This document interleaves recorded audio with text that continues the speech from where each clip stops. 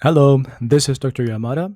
In this video, I'm going to introduce the concept of one-way ANOVA. I'm going to talk this video based on the fact that you watched and understood the two previous Level 1 series, the concept of independent t-test and the concept of a paired or dependent t-test. So what is one-way ANOVA? It is analysis of variance, and it's a type of inferential statistics that evaluates a statistical significance between two or more independent groups. So before I move on, I want to introduce a new term. When we discuss the independent variable for an independent t-test, we just simply called independent variable. However, in ANOVA, we use the name called factor for an independent variable, and the number of groups within the factor is called levels. So for example, if you want to compare five groups, then the name of the category or factor can be group, right, or interventions or experimental groups. And because you're comparing five groups, there will be five levels. Another example, for example, if you want to compare older adults, middle-aged adults, and younger adults, then the factor would be age groups and the level would be 3. So when can I use one-way ANOVA? And the situation is actually the exact same as an independent t-test, where you don't know the population mean and standard deviation, and you want to compare more than 3 independent groups. In the case of actually using one-way ANOVA with only 2 groups, you would get the exact same results. For the factor or independent variable, it must be a categorical variable, and the dependent variable must be continuous. And you also must meet the normality of assumptions and the homogeneity of variance. So basically, the conditions are exactly the same as an independent t-test. So what does it mean by independence? So data are called independent when you recruit participants and you split those participants you recruited into different groups, and participants in one group will never experience the treatment of another group. So that's called a between subject design.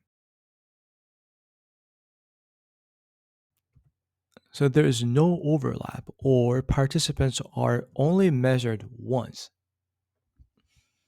So why we measure variance even though we want to know the mean difference between groups? And this is because when you have more than 3 groups, then we actually cannot test the mean difference like t-test. This is because you will have more than one pair of mean differences. So in the case of 3 groups, you will have the mean of group 1 and 2, a mean of group 2 and 3, a mean of group 1 and 3. And to understand the difference among the 3 groups, which mean difference should you use? So we cannot use a mean difference. So technically speaking, you could run multiple independent t-tests. In this case, 3 independent t-tests. However, we do not do this. Instead, we use ANOVA. This is because when you run multiple t-tests for a single research question, then there will be an increase in type 1 error because you have to choose an alpha for one pair of tests and another pair of tests and another pair of tests. Probability of making the wrong choice, wrong decision is not 5% because you run the risk of 5% 3 times. So this is called family-wise error rate. That's why you should not run 3 multiple independent tests to test a single research question. So why variance? So in ANOVA, you calculate the variance of the group means, spread of the means of the groups. So in the first row, let's say the mean of group 1 and mean of group 2, and you have mean of group 2, 3. And so they are 16, 18, and 16 respectively. Then because the mean values are very similar, the variance of the group means will be very low because they're not scattered around very much. However, if you measure the variance of the group means, and if one group is different from other group or other groups, it doesn't matter if it's just one group that's different from other groups or two groups that are completely different from the other group, then there are more variety, right? So the variability or variance of the group mean will increase. So we can actually obtain the information about the group mean difference by measuring the variance of the group means. So that's why it's called ANOVA. One of the biggest important thing and issues of ANOVA is that you don't really know which group actually caused the change in variance. So ANOVA only tells you whether there is a statistical significant difference in at least one of the groups. It could be group 1, could be group 2, it could be group 3, it could be a combination of group 1 and 2, or 2 or 3, 2 and 3, or 1 and 3. Another important point to mention is that the source of variance is not just the group difference. The individual differences within each group also contribute to change in the variance, and there are some variations that we can't really explain or control. So keep that in mind. So the source of variance can be because of the group or because of individual differences, because of something you can't really control, you don't know. All of them are basically the source of variability, which is called the total variance. So SS total. So the variance because of the group differences. This is called SS between treatment. And the variance caused due to something else that we can't really control is called SS within treatment. Okay, so the total variance consists of SS between treatment and SS within treatment. So just a reminder, SS total is made up of SS between treatment and SS within treatment. So what ANOVA test is called F statistics. And after the F statistics, you obtain the F score and the p-value. Okay?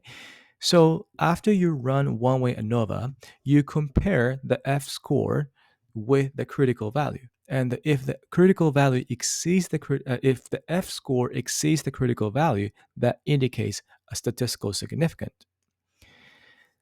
So it also means the p-value is less than alpha, and you can reject the null hypothesis and support your research hypothesis.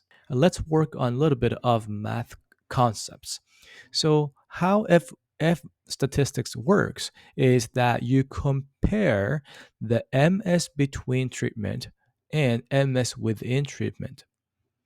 So what is MS? MS is it's called mean square, which is the sum of square divided by the degrees of freedom. So when you just focus on this formula, this is the exact same formula as variance, right? Variance is sum of square divided by degrees of freedom. But in ANOVA, we call variance as MS.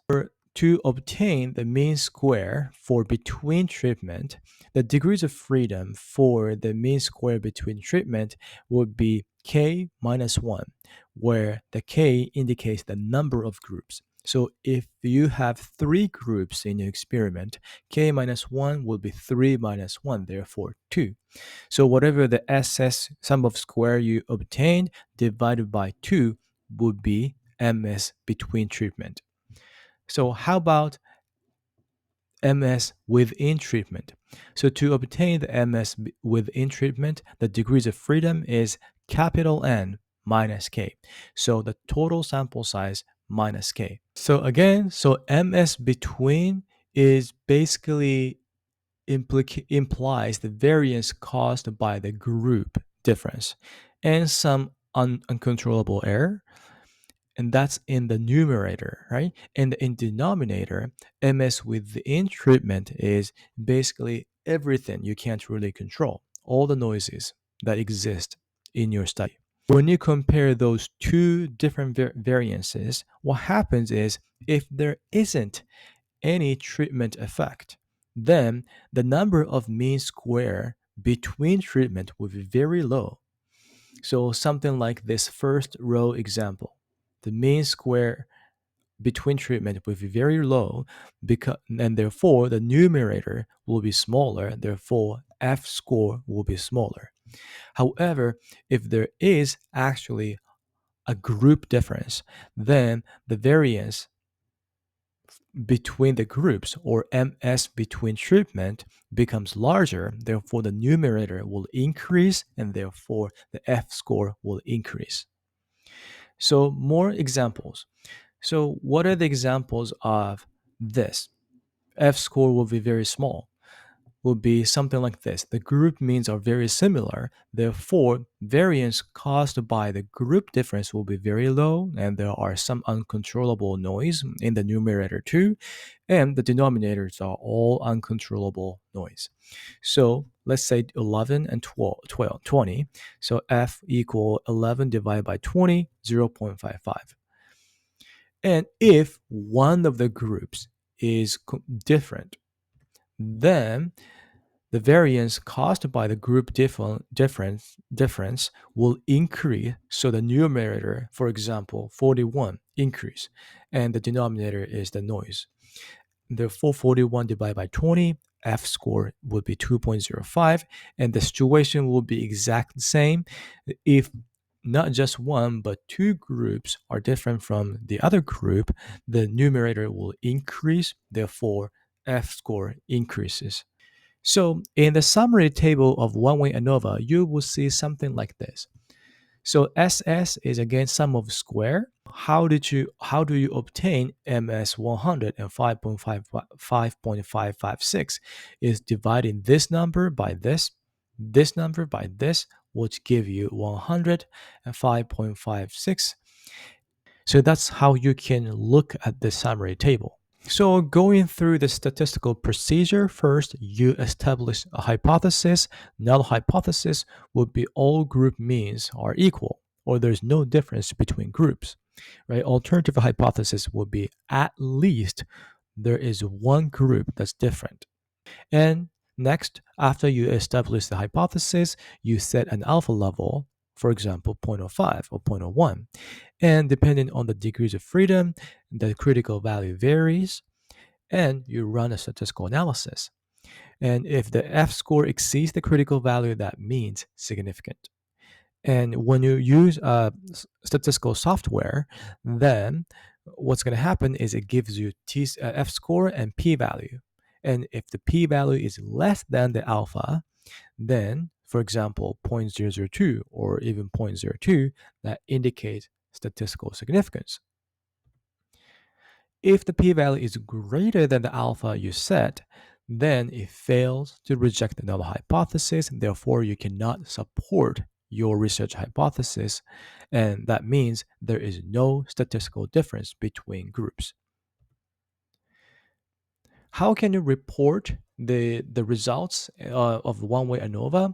In the analysis section where you declare what type of analysis you used, the one example is not the way, but one way to report the analysis section would be like this. Performance outcomes were measured with one-way ANOVA between three groups.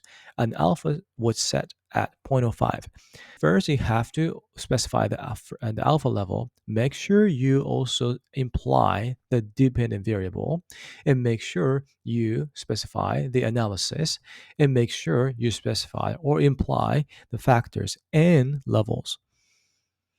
In the results section, there are several different ways to report the results, but the most common method is this: the F parenthesis and the F score and p-value separated by comma.